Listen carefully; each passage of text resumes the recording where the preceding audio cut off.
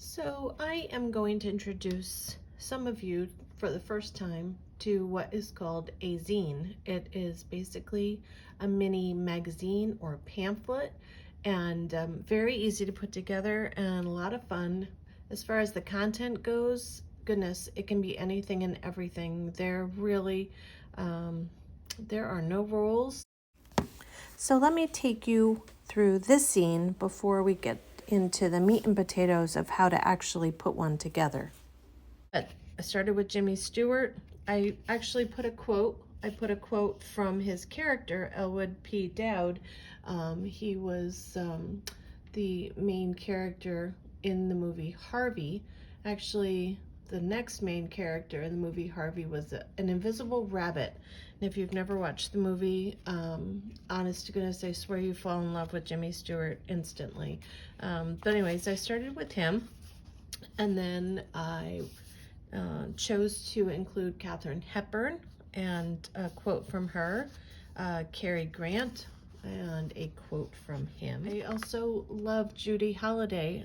There's a movie that I can't think of off the bat. She played the character Billy Dawn, and oh my gosh, just a funny movie, and I really became endeared to her character and to her. She has a bit of a tragic ending to her life, so sad, but anyways, great, funny movie where she's, like I said, the character Billy Dawn. Gary Cooper, he's right up there as one of my favorites. There's a quote from him. Betty Davis, I was kind of on the fence with her for a long time, and then I saw I don't know, like 3 or 4 movies, but they were all very different, and I suddenly realized why she is so revered in Hollywood, and really one of the very best, if not the best, in her field. Glenn Ford. I don't know really what it is, but there is something about Glenn Ford that when his movies are on, I get kind of happy, and I sit and I watch it, or I'll have it in the background, but I do enjoy him. And then Barbara Stanwyck. She's another one that I was on the fence with for a long time. And then again, a couple of movies where one, she was like this nasty character, and you loved to hate her. And then another movie where she was just so lovely and so sweet. And again, I just found that to be very enjoyable. So I've enjoyed her. So those are my picks for this zine. And now, to kind of show you how I got to this point, okay? So I pretty much started with a standard 8.5 by 11 piece of paper. I folded it in half, and I folded it up, turned it over, and I folded that piece up. Okay, then I opened it up and I folded it in half. So basically it created 4 sections on each side. Then what you do is you fold your paper in half, and you just, it might be easier if I do it this way. So you fold your paper in half, and you just cut from the folded end up until that first long fold. So you're not going to go all the way through. So basically you're going to create a slit in the middle, okay? And after you do that, you fold it closed, and you hold it up, and you kind of pinch it together. And when you do that, and you fold it up, you get this little booklet. Super easy, right?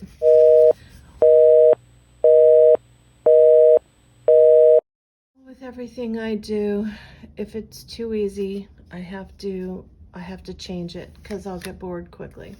So I Googled, and I found that there is such a thing as a tiny zine or a mini zine. And so I took and added to my characters. So I still have good old Jimmy and Catherine. And Carrie and Judy. And Glenn and Barbara. But I got to add some of my other favorites, like Van Heflin and Audrey Hepburn and Sidney Poitier and Doris Day.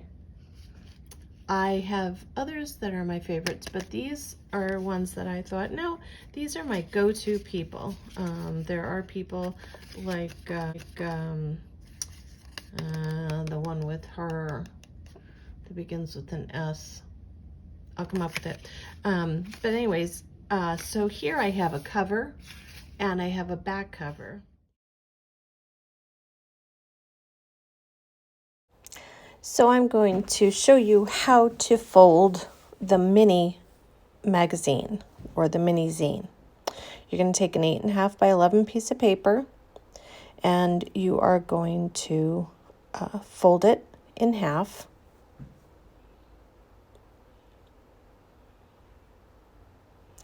Then you're going to take the top flap and you're going to fold that half back to the opposite edge. You're going to flip it over and you're going to do the exact same thing to this side.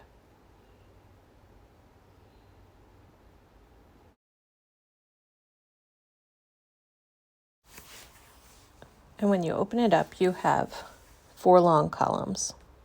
And then what you are going to do next is you're going to fold exactly like you did with the vertical side, you're going to do with the horizontal, folding in half, taking that top flap and folding it back to the far left. Flip your paper over and fold that flap over to the far right edge.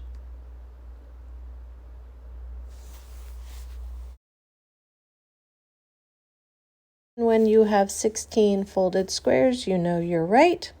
Now we need to cut from this point straight down on your center fold.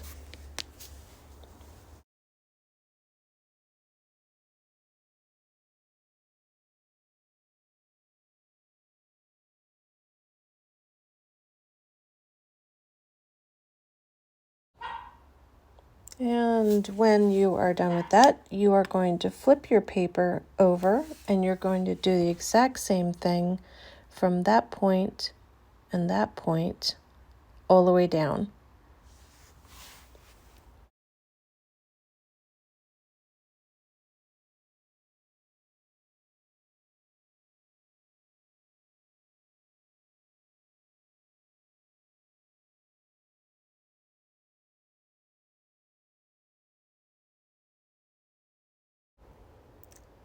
When you are finished, you should end up with what will look like the letter M, and the crease in the middle is going to be the raised.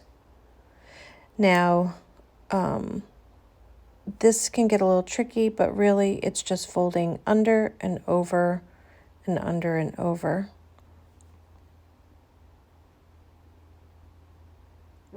Under, flip it over, under, and over. I think you get it.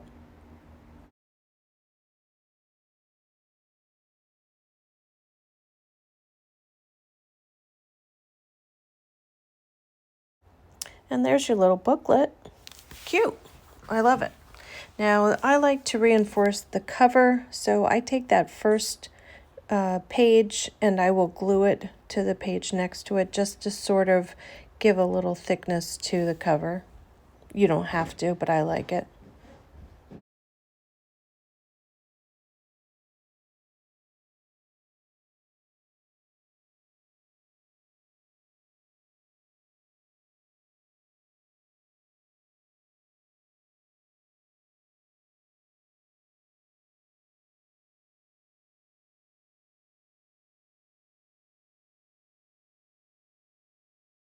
Now, if you're creating on the computer, there is something that you need to know, and this part is going to be important.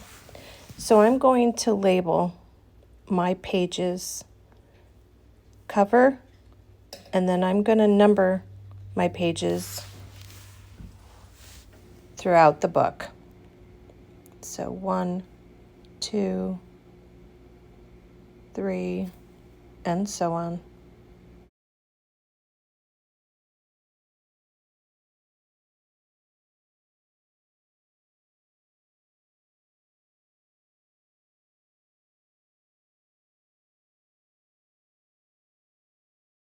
Now you might think you're done, but technically the back of the book has some blank pages too, so it could be a flip book. So I'm going to number these pages as well.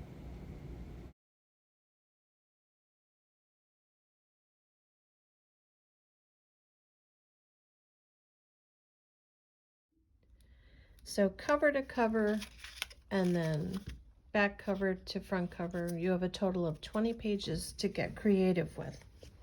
Now, the reason why I took the time to label these pages is kind of important. So let me lay this out first. If you're designing on a computer, you will want to know that rows 1 and 3 are going in one direction, and the images on row 2 and 4 are going in the opposite direction, so that when you fold your zine up, all of your pages are going in the same direction. Now, this is important to know also if you are designing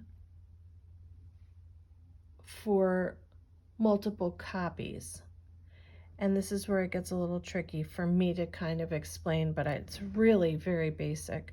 So if I was going to do a zine by hand, and hand-drawn or handwritten, however I'm choosing to design it, I would take a piece of paper and I would fold it just like we folded for this, but I wouldn't do any cutting. I would just have my folded sections visible. I would then design each page knowing that rows 1 and 3 are going in one direction and rows 2 and 4 are going in the opposite direction. So if I'm writing something, I'm going to write it in this direction. If I'm writing something on this page, I'm going to write it facing the opposite direction. I said you would want to know that if you were doing multiple copies, because what you could then do is take this uncut 8.5 by 11 piece of paper with your images on, put it in your copier, and pop off a bunch of copies. So then all you have to do with those copies is fold them and make your cuts, and then do your under over folding, and you're going to have multiple copies of the same zine. So the nice thing about recording is that you can always go back and look at parts that maybe you didn't get, but overall I think the basics are there to at least help you get started on your own zine. I would love if you would like and subscribe to the channel, and in the meantime, just be creative and be inspired by others to make it your own.